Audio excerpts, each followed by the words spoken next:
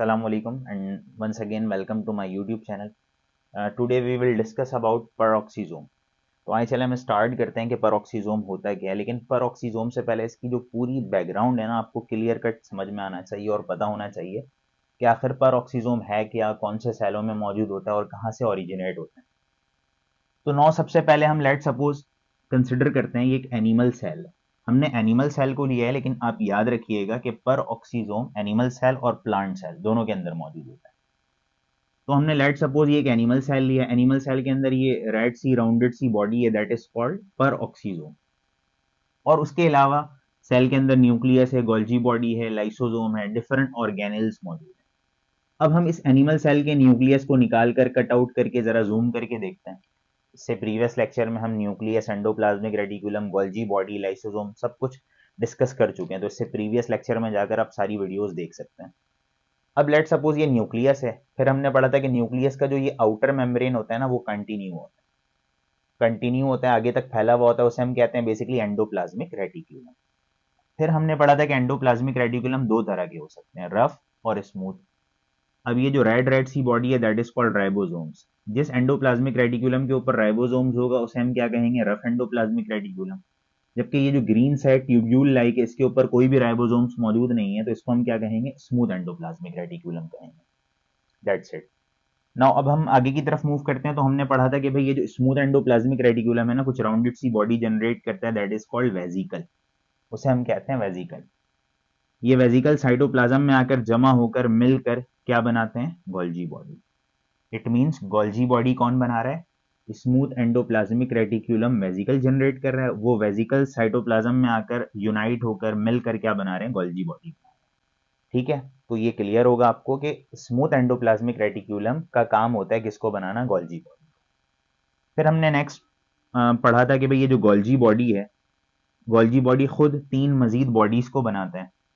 एक लाइसोसोम है, एक पेरोक्सीजोम है और एक ग्लाइऑक्सीजोम है, जिसमें हम लाइसोसोम को पूरा डिटेल में स्टडी ऑलरेडी कर चुके हैं इससे प्रीवियस लेक्चर में।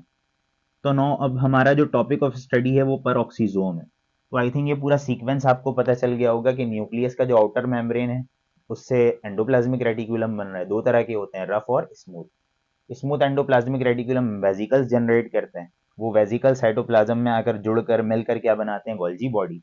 और गोल्जी बॉडी से क्या बनता है, पेरोक्सीजोम, लाइसोसोम और ग्लाइऑक्सीजोम। तो हमारा जो आज का टॉपिक ऑफ स्टडी है बेसिकली वो पेरोक्सीजोम है। तो हम एक काम करते हैं, एक पेरोक्सीजोम को हम यहाँ पर निकालकर जूम करके जरा देखते हैं। तो ये राउंडेड सा स्ट्रक्चर हमें नजर आ रहा है, दैट इज कॉल्ड पेरोक्सीजोम। अच्छा, पेरोक्सीजोम के बाहर ये मेम्ब्रेन आप देख सकते हैं कि एक सिंगल मेम्ब्रेन होता है। तो मैंने यहां पर लिख दिया, it is a single membrane bounded organelle found in both animal and plant cells. जैसे कि मैंने स्टार्ट में कहा कि ये एनिमल और प्लांट सेल दोनों में पाया जाता है, और स्पेशली यूकैरियोट्स में होता है सिर्फ। यूकैरियोट्स आप डिटेल में जानते हैं किसको हम कहते हैं, यूकैरियोट्स। तो ये इसकी डेफिनेशन हो गई कि it is a single membrane bounded organelle found in both animal and plant cells of eukaryotes. फिर अगर हम इसके डिस्कवरी की बात करते हैं कि इसको डिस्कवर किसने किया था या इसको आइसोलेट करके किसने बताया था, जो हम आज स्टडी कर रहे हैं पेरोक्सीजोम को, डिस्कवर करने वाले शख्स का नाम था डी ड्यूव। और डी ड्यूव ने, जिससे जैसे कि हमने प्रीवियस लेक्चर में पढ़ा कि लाइसोसोम की भी डिस्कवरी डी ड्यूव ने की, तो बिल्कुल उसी तरह पेरोक्सीजोम की जो डिस्कवरी है या आइसोलेट किया था डी ड्यूव ने और उसके को वर्कर्स ने, यानी कि उसके साथ काम करने वाले कुछ लोग ने, ये मिलजुल कर इन्होंने इस बॉडी को डिस्कवर किया 1965 में। और कहां से डिस्कवर किया, बेसिकली लीवर और कुछ अदर टिश्यूज से। हमारे बॉडी के अंदर लीवर और दूसरे टिश्यूज जैसे कि किडनी और लीवर के सेल्स के अंदर बेसिकली मौजूद होता है पेरोक्सीजोम। नाउ अगर हम आगे मूव करते हैं, इसके अंदर एंजाइम्स मौजूद होते हैं। एंजाइम्स कौन कौन से होते हैं, peroxidase, catalase, glycolic acid oxidase, और भी डिफरेंट एंजाइम होते हैं, लेकिन ये तीन एंजाइम बड़े इंपॉर्टेंट है तो मैंने यहाँ पर लिख दिया, बाकी मैं आगे लिख देता हूँ एसेट्रा। तो मतलब ये जो पेरोक्सीजोम है ना, पेरोक्सीजोम के अंदर ये तीन और भी मुख्तलिफ एंजाइम्स मौजूद होते हैं। अच्छा, पेरोक्सीजोम के एंजाइम को ना हम कहते हैं ऑक्सीडेजेस बेसिकली। जबकि इससे प्रीवियस लेक्चर में हमने लाइसोसोम में पढ़ा कि लाइसोसोम के एंजाइम्स को हम हाइड्रोलाइटिक एंजाइम्स कहते हैं। उसको हम हाइड्रोलाइटिक एंजाइम्स इसलिए कहते थे क्योंकि वो वाटर को यूज करके अपने फंक्शंस को परफॉर्म करता था। तो बेसिकली ये जो पेरोक्सीजोम के अंदर जितने भी एंजाइम्स होते हैं ना, ये ऑक्सीडेजेस होते हैं। ऑक्सीजन को यूज करके अपने फंक्शन को परफॉर्म करते हैं।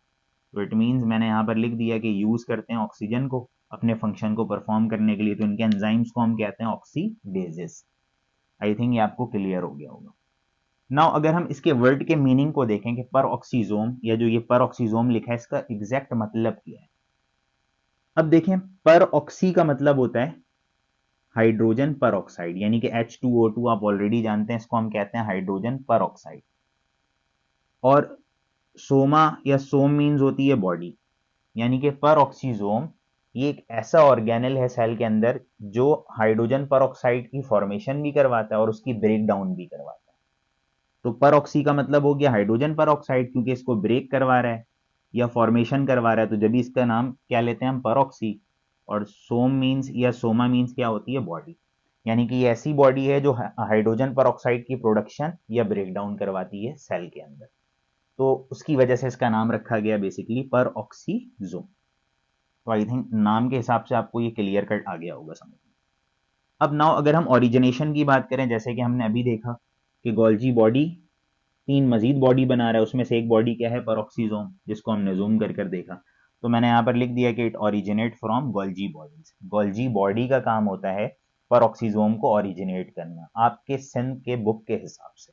अगर आप कुछ एडवांस लेक्चर्स में जाते हैं तो वहां पर कोई डिफरेंट बात कही गई है, लेकिन हम अपने बुक के हिसाब से चलेंगे कि it originate from Golgi bodies. अगर एमसीक्यूज आते हैं एमडी कैट में तो आप यही टिक करेंगे। अब अगर आप इसके साइज की बात करते हैं, जो हमने बॉडी निकाली, इसके साइज को जब आप मेजर करेंगे ना, तो इसका साइज ऑलमोस्ट 0.5 to 1 माइक्रोमीटर के बराबर होता है, यानी कि बहुत छोटी बॉडी होती है, जो कि हमें सिंपल माइक्रोस्कोप से भी नजर नहीं आती। इसको देखने के लिए इलेक्ट्रॉन माइक्रोस्कोप बेसिकली चाहिए होता है। तो बहुत छोटी बॉडी है, तो इसको हम माइक्रो बॉडीज भी कहते हैं। पर ऑक्सीजोम माइक्रो बॉडी है, यानी कि बहुत छोटी होती है साइज में। Now we are moving towards the function, कि ये जो आखिर पर ऑक्सीजोम है प्लांट सेल के अंदर भी है, एनिमल सेल के अंदर भी है, और मोस्टली लीवर और किडनी सेल्स में मौजूद है, तो ये आखिर क्या फंक्शन परफॉर्म कर रहा है। ये बेसिकली 3 इंपॉर्टेंट फंक्शन परफॉर्म करते हैं, ये आपने याद रखना है बहुत अच्छी तरह। एक, डिटॉक्सिफिकेशन ऑफ अल्कोहल कराता है, यानी कि जो अल्कोहलिक पर्सन होते हैं, अल्कोहल जो ड्रिंक करते हैं, आप जानते हैं कि अल्कोहल हमारे जो बॉडी के लिए वो नुकसानदेह है। अब जैसी अल्कोहल ये ड्रिंक करते हैं, अल्कोहल जो है ना लीवर के पास आता है, और लीवर के सेल्स के अंदर आप जानते हैं कि क्या मौजूद होता है, पर ऑक्सीजन। अब इसके पास एक एंजाइम है जिसको हम कहते हैं पर ऑक्सीडेज। पर ऑक्सीडेज की मदद से जो लीवर के पास अल्कोहल आया ना, इसको कन्वर्ट करवाता है H2O2 में, यानी कि हाइड्रोजन पर ऑक्साइड। अच्छा, अब अल्कोहल भी टॉक्सिक केमिकल है हमारे बॉडी के लिए, और ये जो हाइड्रोजन पर ऑक्साइड है ना, ये भी एक टॉक्सिक केमिकल है। तो फौरन से हाइड्रोजन पर ऑक्साइड को ये फर्दर कन्वर्ट कर देता है वाटर और ऑक्सीजन के फॉर्म में, वाटर और ऑक्सीजन के फॉर्म में कन्वर्ट कर देता है। अब यहाँ पर जो एंजाइम बेसिकली यूज होता है ना, that is called catalase. It means क्या हो रहा है कि जो अल्कोहलिक पर्सन होते हैं, अल्कोहल जो ड्रिंक करते हैं, अल्कोहल उनके बॉडी के अंदर लीवर तक पहुंचता है। यू नो वेरी वेल कि अल्कोहल का एक टॉक्सिक केमिकल है। तो लीवर के अंदर ये जो पर ऑक्सीजोम, इसके पास एक एंजाइम है, ऑलरेडी हमने पढ़ा पर ऑक्सीडेज। पर ऑक्सीडेज की मदद से ये अल्कोहल को कन्वर्ट करता है हाइड्रोजन पर ऑक्साइड में।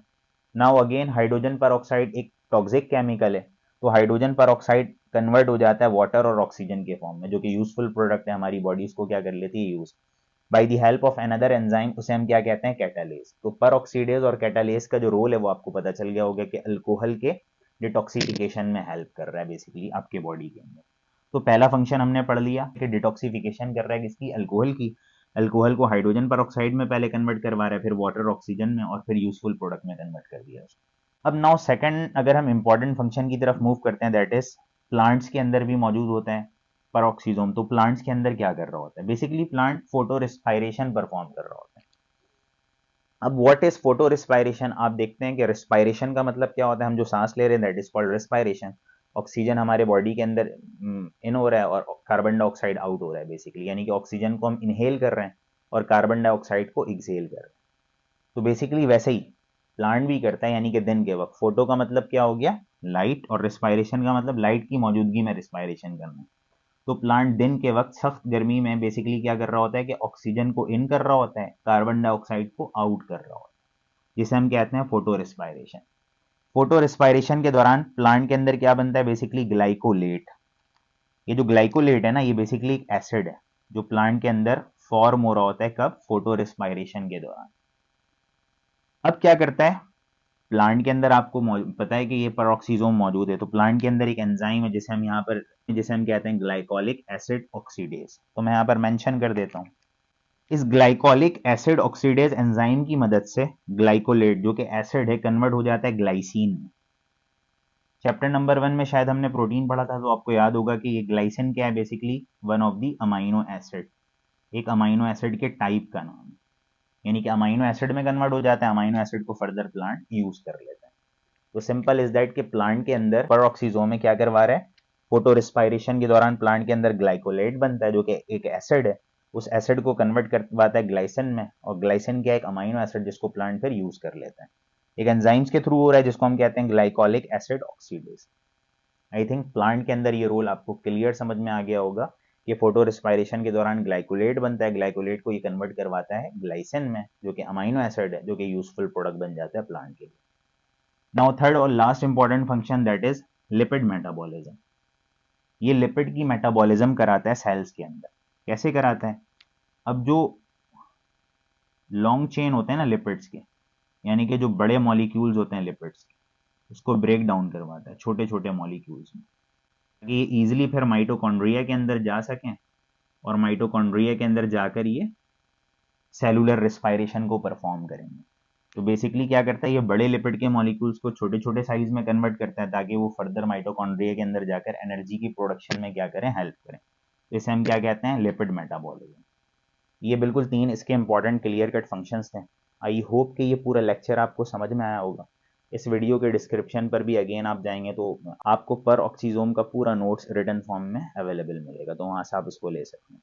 अगर आप मेरे इस चैनल पर नए हैं तो इस चैनल को ज़रूर सब्सक्राइब करें, लोगों तक शेयर करें ताकि इसकी रीच जो है व्यूअर्स तक पॉसिबल हो सके। तो अपना बहुत ख्याल रखिएगा। नेक्स्ट लेक्चर में हम इंशाल्लाह ग्लाइऑक्सीजोम को कवर करेंगे। अल्लाह हाफ़िज़।